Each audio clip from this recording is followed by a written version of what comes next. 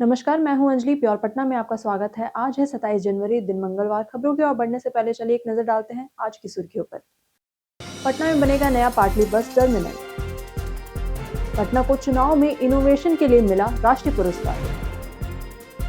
पटना में गणतंत्र दिवस पर परिवहन विभाग की झांकी बनी नंबर 1। पटना मेट्रो के लिए पीएमसीएच से गांधी मैदान तक का सुरंग खुदाई शुरू। पटना में खुलेगा नया डिग्री कॉलेज। चलिए अब नजर डालते हैं आज की 25 अहम बड़ी खबरों की ओर। बीएसएससी 2026 बिहार में पंचायत सचिव के 3500 से ज्यादा पदों पर भर्ती। बिहार कर्मचारी चयन आयोग यानी कि बीएसएससी ने पंचायत सचिव के 3532 पदों पर भर्ती के लिए आवेदन आमंत्रित किए हैं। इन पदों के लिए उम्मीदवार इंटर पास होने चाहिए और कंप्यूटर पर हिंदी अंग्रेजी टाइपिंग आना जरूरी है। आयु सीमा की अगर बात करें तो 18 से 37 साल है। आरक्षित वर्ग और दिव्यांगों को अतिरिक्त छूट दी जाएगी। वही चयन प्रक्रिया में प्रारंभिक परीक्षा, मुख्य परीक्षा और कौशल प्रशिक्षण शामिल हैं। ऑनलाइन आवेदन की अंतिम तिथि 31 जनवरी 2026 है। इन पदों पर चुने गए उम्मीदवारों को 21,700 से 69,100 रुपए तक का मासिक वेतन मिलेगा।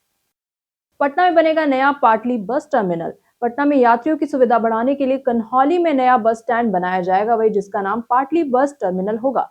ये bus terminal Patna ring road पर बनेगा, जिससे शहर और दूसरे राज्यों के लिए आने जाने में आसानी होगी। डीएम ने जमीन की खरीद बिक्री पर रोक लगाई और किसी का घर उजड़ने का खतरा नहीं है। इसी के साथ साथ नए बस स्टैंड से पाटलिपुत्र बस टर्मिनल की भीड़ कम होगी।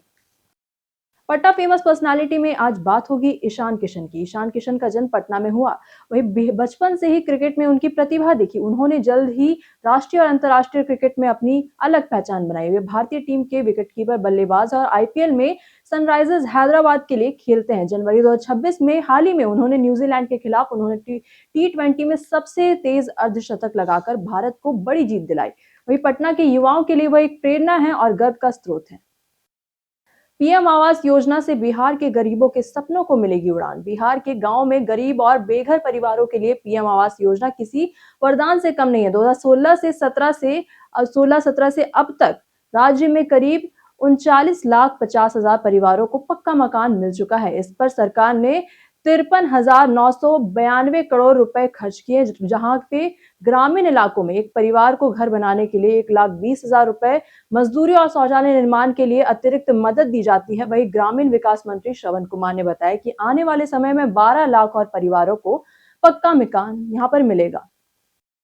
पटना को चुनाव में इनोवेशन के लिए मिला राष्ट्रीय पुरस्कार। आपको बताएं कि राष्ट्रीय मतदाता दिवस पर राष्ट्रपति द्रौपदी मुर्मू ने पटना के डीएम डॉक्टर त्यागराजन एसएम को चुनाव में इनोवेशन के बेहतर प्रयोग के लिए सम्मानित किया। उन्होंने चुनाव आयोग ने यहां पर पटना को सर्वश्रेष्ठ निर्वाचन जिला के लिए चुना। वही डीएम ने पुरस्कार ग्रहण करते हुए पटना के वोटरों, आम जनता, अधिकारियों और कर्मचारियों सहित सभी हितधारकों की मेहनत का परिणाम बताया। इस सम्मान से बिहार की राजधानी में चुनाव प्रक्रिया में सुधार और नई पहल को मान्यता मिली है।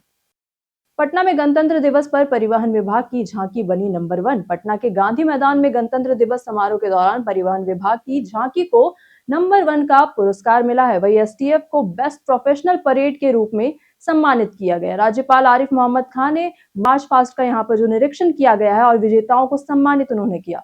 इस अवसर पर मुख्यमंत्री नीतीश कुमार समेत कई मंत्री और अधिकारी भी यहाँ पर मौजूद थे।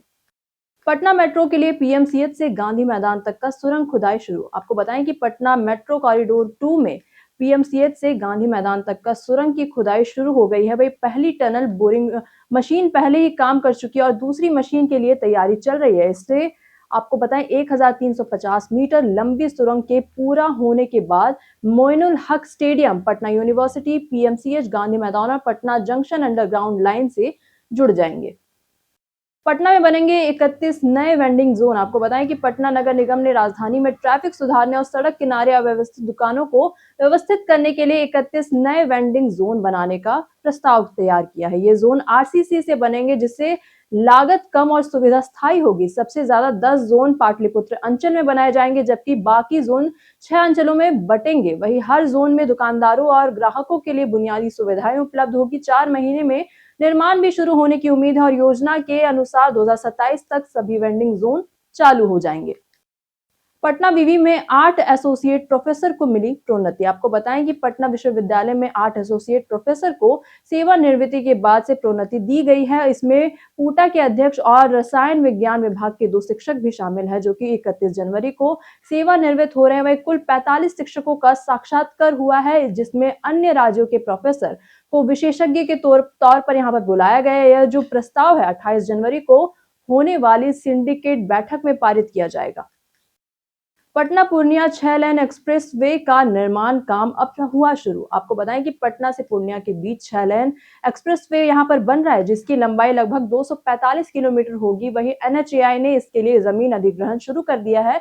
एक्सप्रेस वे बनने के बाद पटना और पूर्णिया के बीच यात्रा का समय काफी कम हो जाएगा। पूर्णिया जिले में 59 किलोमीटर सड़क बनेगी, साथ ही 8 जगह कनेक्टिविटी, 3 आरओबी और कई ज्यादा अंडरपास भी यहाँ पर होंगे। पटना के पर्यटक स्थल में आज बात होगी गांधी मैदान की। गांधी मैदान पटना का सबसे प्रसिद्ध और ऐतिहासिक स्थल है। अंग्रेजों के समय इसे किंग्स लॉन कहा जाता था। वही आजादी के बाद इसका नाम राष्ट्रपिता महात्मा गांधी के नाम पर रखा गया। यह मैदान कई ऐतिहासिक आंदोलनों का गवाह रहा है। वही महात्मा गांधी, डॉक्टर राजेंद्र प्रसाद और जयप्रकाश नारायण ने यहाँ से देश को संबोधित किया था। वही आज गांधी मैदान राजनीतिक सभाओं, सांस्कृतिक कार्यक्रमों और राष्ट्रीय आयोजनों का प्रमुख केंद्र है। पटना में तेज रफ्तार ने ली जान। आपको बताएं कि पटना में एक बार फिर तेज रफ्तार ने एक जान ले ली। गांधी मैदान थाना क्षेत्र के पीर मोहानी इलाके में तेज रफ्तार स्कॉर्पियो ने साइकिल से जा रहे नगर निगम कर्मी को टक्कर मार दी। हादसे में उनकी मौके पर ही मौत हो गई। वही मृतक की पहचान सैदपुर निवासी मुन्ना मांझी के रूप में हुई है और घटना के बाद वाहन चालक फरार हो गया। गुस्साए लोगों और परिजनों ने लालजी टोला मोड़ पर शव रखकर सड़क जाम कर दी है। वही पुलिस ने मौके पर पहुंचकर लोगों को शांत कराया और सीसीटीवी जांच की भी यहाँ पर बात कही गई है। पटना में खुलेगा नया डिग्री कॉलेज। पटना से खबर यही आ रही है कि संपचक प्रखंड में जल्द ही डिग्री कॉलेज खोला जाएगा। वही ये जो घोषणा है बिहार के उप मुख्यमंत्री सम्राट चौधरी ने गणतंत्र दिवस के मौके पर चिपुरा महादलित बस्ती के स्कूल में की। उन्होंने कहा कि नए उद्योग और रोजगार के अवसर बढ़ाए जा रहे हैं। वहीं सम्राट चौधरी ने निर्देश दिया कि जमीन मिलने पर 1 सप्ताह में कॉलेज निर्माण की प्रक्रिया शुरू हो जाएगी। पटना में फर्जी दस्तावेज फैक्ट्री का भांडाफोड़। पटना में फर्जी कागजात बनाने वाले गिरोह पर पुलिस ने बड़ी कार्यवाही की है। बेऊर जेल थाना क्षेत्र में चल रहे इस अवैध काम का खुलासा उस समय हुआ जब पुलिस एक मारपीट के मामले की जांच कर रही थी। जांच के दौरान पता चला कि यहां आधार कार्ड, जन्म प्रमाण पत्र और एफिडेविट जैसे कई कागज तैयार किए जा रहे हैं और पुलिस ने मौके से 5 लोगों को पकड़ा है, जिनमें 2 नाबालिग भी है। कंप्यूटर और प्रिंटर जब्त किए गए हैं। पुलिस का कहना है कि ये जो गिरोह है लंबे समय से लोगों से ठगी कर रहा था। बिहार में 112 से जुड़ेगी निजी एम्बुलेंस। आपको बताएं कि बिहार में अब निजी एम्बुलेंस भी एकीकृत आपातकालीन नंबर 112 से जुड़ेगी।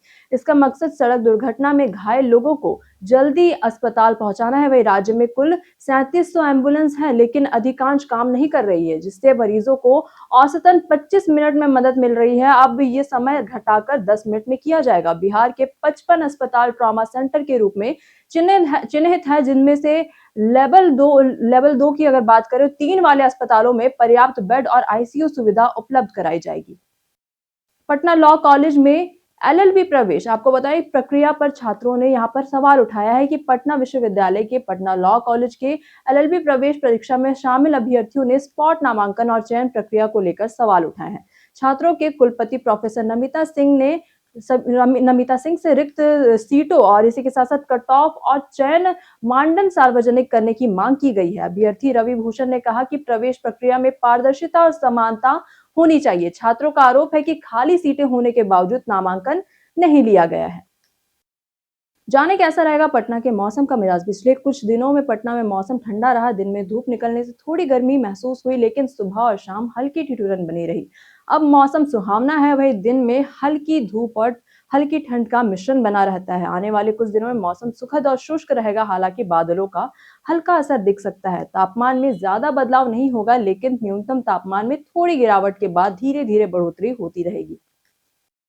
बिहार में पंचायत विभाग में जल्द होगी भर्ती। बिहार में सरकारी नौकरी का इंतजार कर रहे युवाओं के लिए खुशखबरी है कि पंचायत राज विभाग में आने वाले महीनों में कई पदों पर भर्ती की प्रक्रिया शुरू होगी। मंत्री दीपक प्रकाश ने कहा कि विभाग में खाली पदों की संख्या जल्द तय कर यहाँ पर भर्ती पूरी पारदर्शी तरीके से होगी। आवेदन, लिखित परीक्षा और साक्षात्कार के जरिए चयन किया जाएगा। बिहार में अब ऑनलाइन मिलेंगे सभी राजस्व दस्तावेज। बिहार में अब लोग उन राजस्व दस्तावेजों को भी ऑनलाइन स्कैन कर पाने में अनुरोध कर सकते हैं जो कि पहले पोर्टल पर उपलब्ध नहीं थे। वही भू अभिलेख पोर्टल के जरिए अंचल अधिकारी इन दस्तावेजों को स्कैन करके डिजिटल कॉपी उपलब्ध कराएंगे। इसी के साथ साथ खतियान, दाखिल खारिज और जमाबंदी, नक्शा और केवाला जैसे सभी जानकारी अब ऑनलाइन मिलेगी। साथ ही जमीन रजिस्ट्री में भी बदलाव किया गया है। अब किसी भी जमीन या फ्लैट की रजिस्ट्री केवल कागजों से नहीं बल्कि जीआईएस तकनीक से वेरीफाई करने के बाद होगी, ताकि लेन देन सुरक्षित और पारदर्शी रहे। बिहार में बनेगी विश्व स्तरीय स्विमिंग एकेडमी। आपको बताएं कि बिहार के खेल जगत के लिए बड़ा कदम यहां पर लिया गया है। राज्य में जल्द ही विश्व स्तरीय स्विमिंग एकेडमी शुरू होगी, जहां खेल मंत्री श्रेयसी सिंह ने कहा कि यहां खिलाड़ियों को आधुनिक प्रशिक्षण और अंतर्राष्ट्रीय कोचिंग मिलेगी। कैप्टन हुसैन ने खेल और पढ़ाई दोनों पर जोर दिया है। बिहार के गांवों में दुग्ध और मत्स्य उत्पादन को मिलेगा नया बल। बिहार सरकार ने 7 निश्चय 3 के तहत दुग्ध, मत्स्य और इसी के साथ साथ पशुपालन योजनाओं की समीक्षा की। हर गांव में दुग्ध सहकारी समिति और हर पंचायत में सुधा का दूध बिक्री केंद्र खोला जाएगा। महिलाओं की भागीदारी से ग्रामीण आर्थिक रूप से मजबूत होंगे और हर पंचायत में एआई वर्कर तैनात होंगे, जिससे पशुओं की नस्ल सुधार और दूध उत्पादन बढ़ेगा। साथ ही साथ पशु चारा उत्पादन और फिश आउटलेट से मत्स्य उत्पादन भी यहाँ पर सुधरेगा। राबड़ी आवास पर लालू यादव ने अकेले ही फहरा लिया तिरंगा। आपको बताएं कि पटना में गणतंत्र दिवस पर राजद के कार्यक्रमों की अलग तस्वीर देखने को मिली है। राबड़ी आवास और राजद कार्यालय पर लालू प्रसाद यादव ने खुद तिरंगा फहराया, जबकि नेता प्रतिपक्ष तेजस्वी यादव इस मौके पर नहीं दिखे। पार्टी सूत्रों के अनुसार गणतंत्र दिवस की परंपरा निभाते हुए लालू यादव ने झंडा फहराने की जिम्मेदारी निभाई, लेकिन तेजस्वी की अनुपस्थिति राजनीतिक चर्चाओं की एक विषय बन चुकी है। यहाँ जीविका दीदियों ने बनाया 225 करोड़ का व्यापार। बिहार में जीविका दीदियां अब सिर्फ रोजगार की मिसाल नहीं बल्कि बच्चों का भविष्य संवारने में भी सक्रिय हैं। आंगनबाड़ी केंद्रों के बच्चों के लिए ड्रेस सिलाई के जरिए हजारों महिलाओं को स्थायी आजीविका मिल रही है। इसी के साथ साथ राज्य में 15 जिलों में 25 आधुनिक सिलाई केंद्र और 1050 प्रखंड स्तर के केंद्र काम कर रहे हैं। वही अब तक 45,945 दीदियों को प्रशिक्षण मिला है और इसी के साथ साथ 23,535 दीदियों को आंगनबाड़ी केंद्रों के लिए ड्रेस सिलाई यहां पर वो कर रही हैं। एमएस धोनी इस आईपीएल में दिखा सकते हैं अपना नया अंदाज। आपको बताएं कि भारत से अंतर्राष्ट्रीय क्रिकेट से दूर होने के बाद भी एमएस धोनी की चर्चा कम नहीं हुई है। अब तक 44 साल के धोनी आईपीएल 2026 के लिए रांची में पहले से ही प्रैक्टिस कर रहे हैं। वही पूर्व टीममेट आर अश्विन के अनुसार धोनी इस बार नंबर 3 पर आकर पावर प्ले में तेज बल्लेबाजी कर सकते हैं। वही सीएसके ने भी यहाँ पर टीम को मजबूत बनाया है, जिसमें ऋतुराज गायकवाड़, संजू सैमसन और युवाओं के अलावा विदेशी खिलाड़ी भी मौजूद हैं।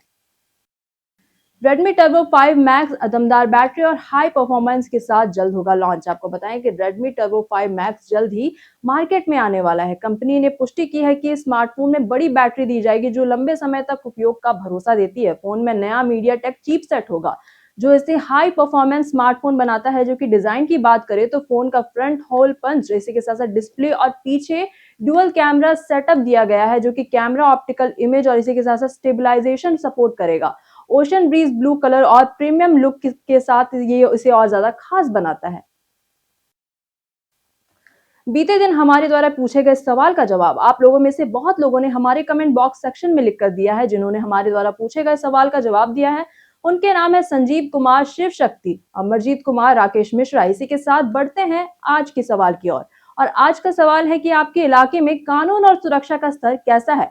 सुरक्षित, औसत या असुरक्षित? आप अपना जवाब हमें हमारे कमेंट सेक्शन में लिखकर जरूर बताएं। आज के लिए बस इतना ही। बिहार के तमाम खबरों के लिए हमारे साथ बने रहिए, देखते रहिए प्योर पटना। और इसी के साथ साथ अगर आप यूट्यूब चैनल पर देख रहे हैं तो चैनल को सब्सक्राइब करें और अगर आप फेसबुक पेज पर देख रहे हैं तो लाइक और फॉलो बिल्कुल करें।